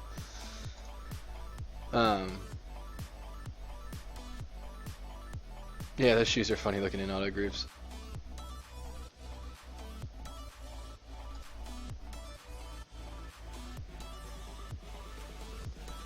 Yeah, exactly. And like not even with pencil as much as like I'm doing more brushing, and which is funny because I used to be such a contour guy. Like I love contour and like line work, but now when I'm doing paint overs and stuff, I just get this big sloppy concept brush in Sketchbook. I'm really a fan of it actually.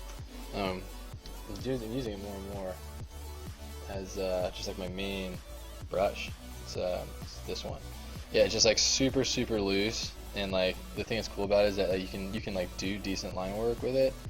And like you can do pretty good lines, then you can all of a sudden just get right into shading, and it's like you can start, you know, building on layers and stuff. And like, you know, it's obviously super sketchy, but it's just like it's been a godsend for just like concepting out stuff, and then like getting nice fills here and cutting stuff out of the fill.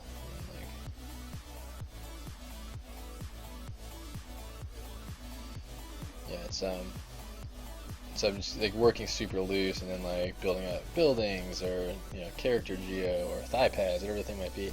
You know, just getting really loose with it, and yeah, I'm just, the more I work on that, the happier I am with it. This is cool. I like your little guinea pig Star Wars thing here. That's awesome. Yeah, I'm self-taught in 3D, for better or for worse. You know, I'm kind of a generalist in the sense that like I'm kind of a jack of all trades, master of none. I don't really consider myself all that proficient in, you know, any one aspect of this art pipeline. Because I also do all of our animation, and I do all of our UI art and UI. I should say that with quotes. Our UI art, because I wouldn't really call it all that artistic. But just yeah, like I mean, doing 100% of the pipeline. We're only a two-man company, so doing 100% of the art is, you know, doesn't afford a lot of time for getting great at something. But my thing is just I want to be as good as I can at the things I can, you know, do. So.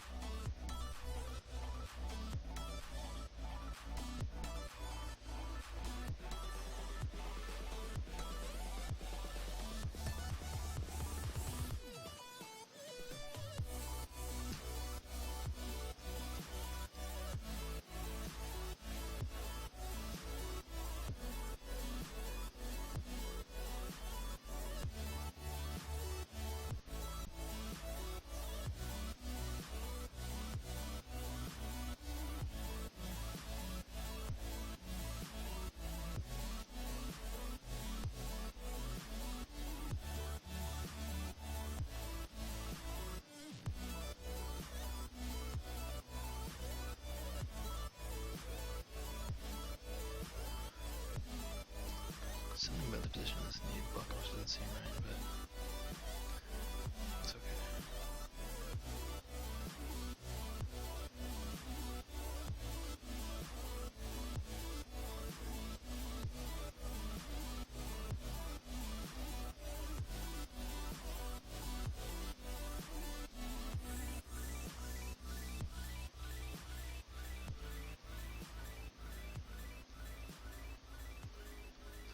Stare at this stuff for hours and not get anything done.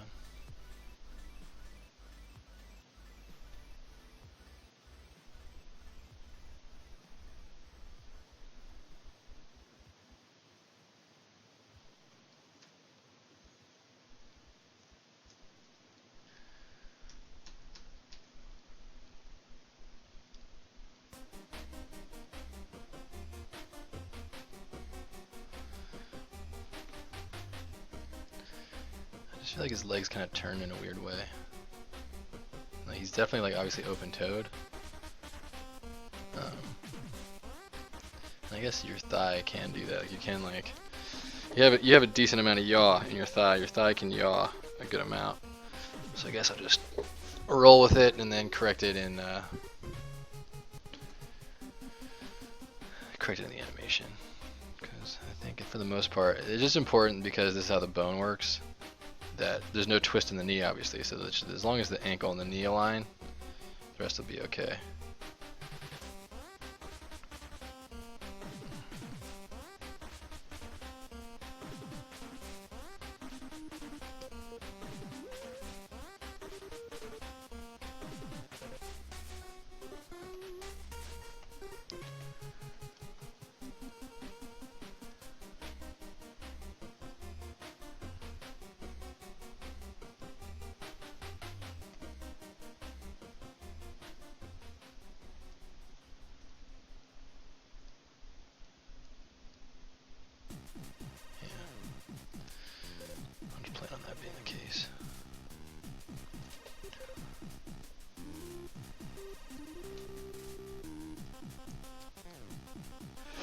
No, it's a little bit different, right? There's some pretty good tutorials on it because there's a few different guys who use this approach. I think there's another instructor here in Pixelogic, Tony Leonard, I think his name is, who does a lot of line work. Like he goes the other way where he does really rad sculpts and just sci-fi paneling and hard surface, really cool looking sculpts, and then he does a line art shader and sends those out to paint over, and then he does back and forth that way. He does a really good job with that stuff. But yeah, it's not as simple as just making its own madcap, because you have to go into I have my render. I think I have a render palette render somewhere. Tool, texturing. This is my paintbrush one. 3D sketching, texturing, render UI. There it is. This is my render UI, and then like, this is my render UI. This is my default tool UI.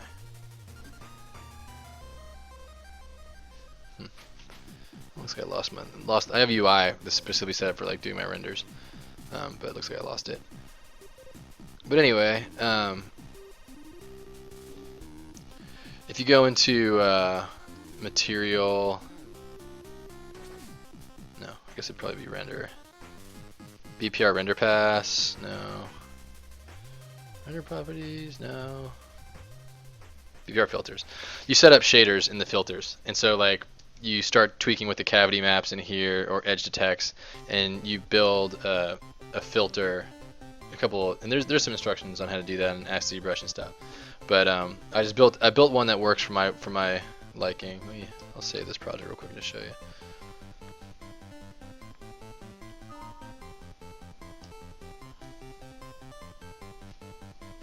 So yeah, right. So now if I do like, I'll load a character in. This is just my shader ball. If I can load a character in.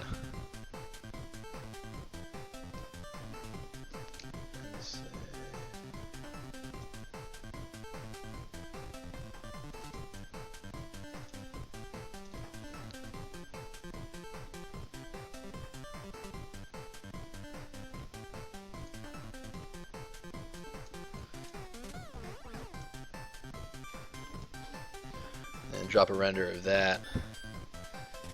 And then, yeah, it didn't work so good, so I'll have to go and then tweak the material a little bit, or get a bigger render. Usually what I end up doing is like doubling the size of the palette, and all the detail will come through a lot better. But it's a great place to start, because then that's obviously something you can take right into another application and start painting over and stuff.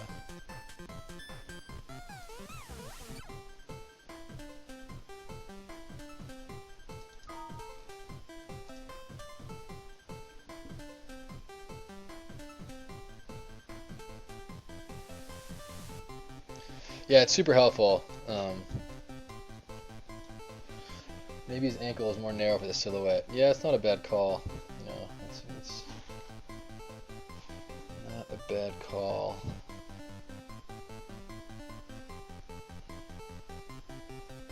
You know, he's a bit of a bulkier dude, and you kind of have that taper there. You know, actually, I think I even might have made him a little bit too big, because the last pair of boots he's wearing in his other skin, they're way too small. Like his ankles are tiny, and it looks kind of silly. So I think I might have overcompensated on this one. But you know, as long as that taper reads, you know, he does have these kind of tree trunk legs. He's a bit exaggerated, so you know, I don't think it's too cankles. Yeah, I think it's not to the point where I want to adjust all these pieces again. I'll tell you that.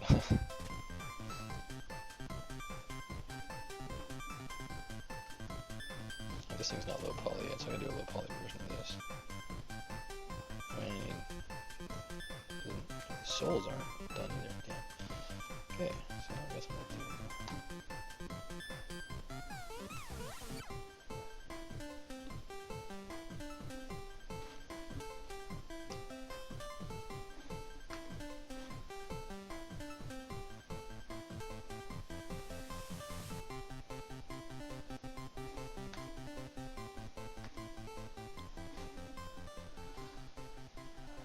Close holes.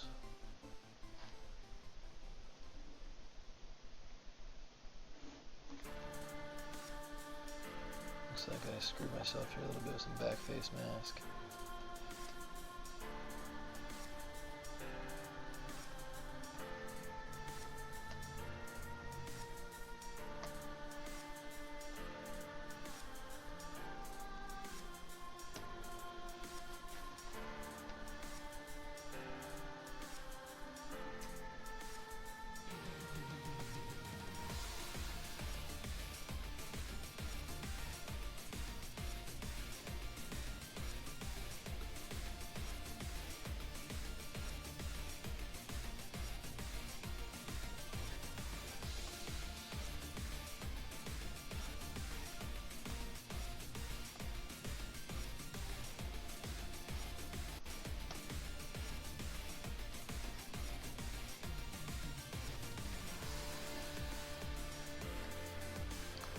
That part wasn't all that important. I just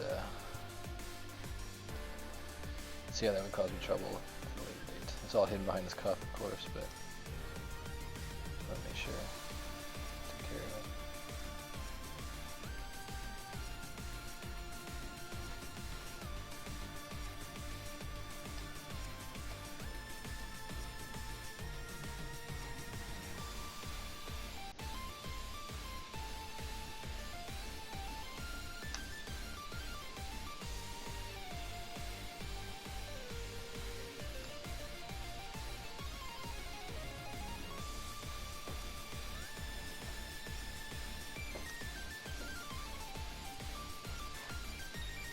Going someplace?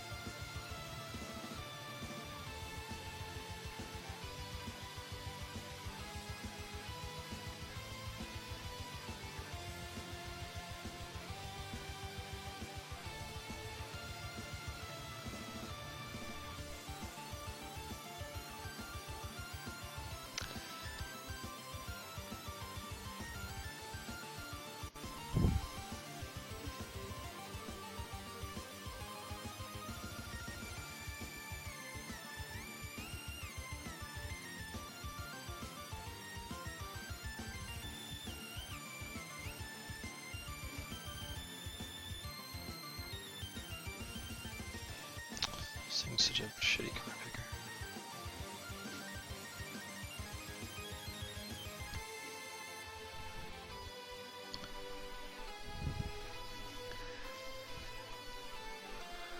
Gotta start introducing some color to the old palette.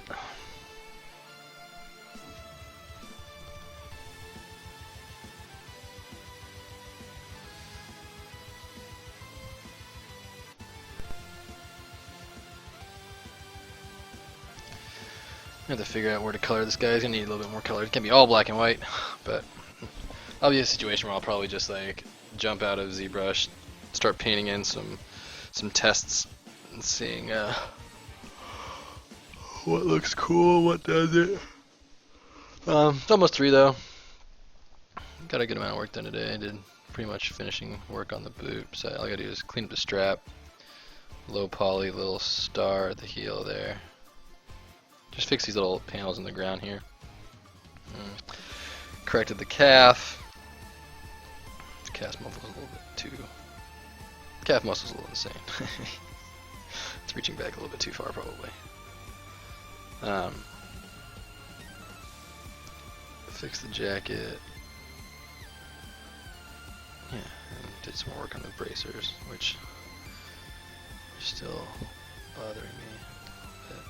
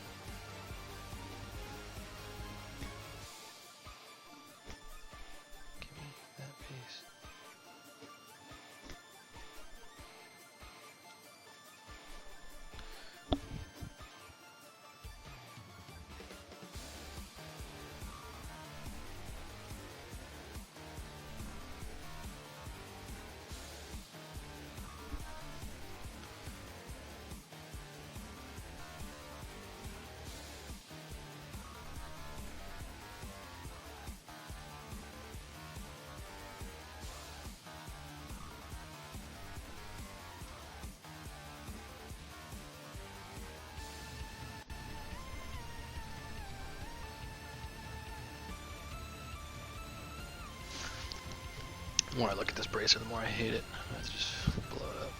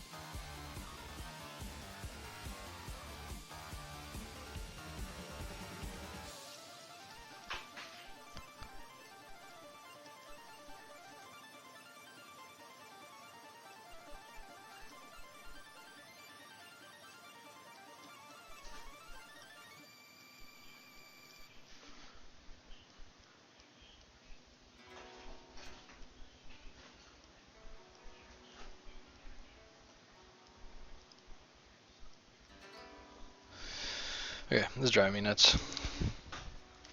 call it a day on that. I'm sure I'm gonna redo that whole bracer anyway.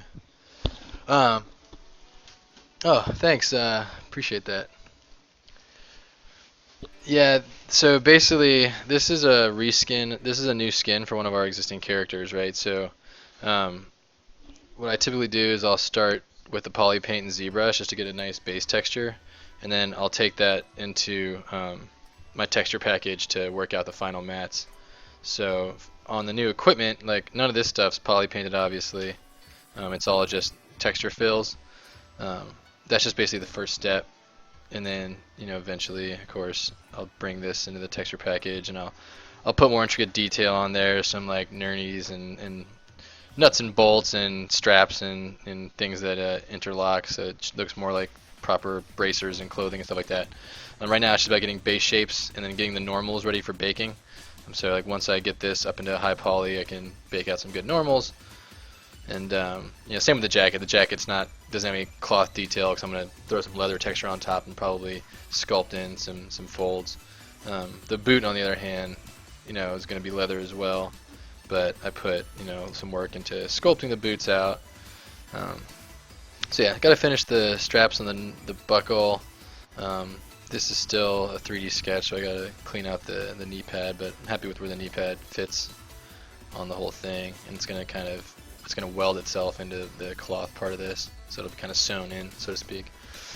Yeah, so it's not a render mesh. This is all for a game model. So yeah.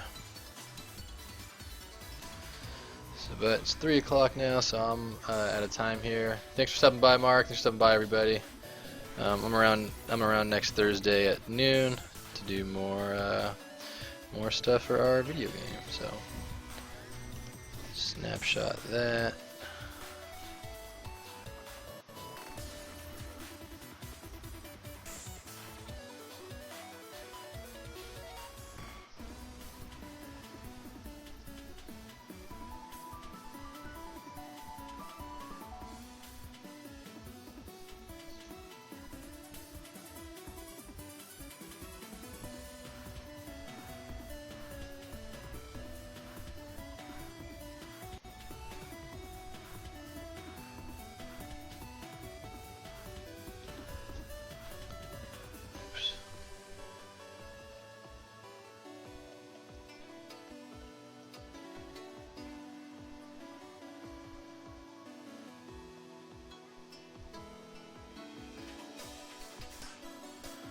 Never ends. Oops.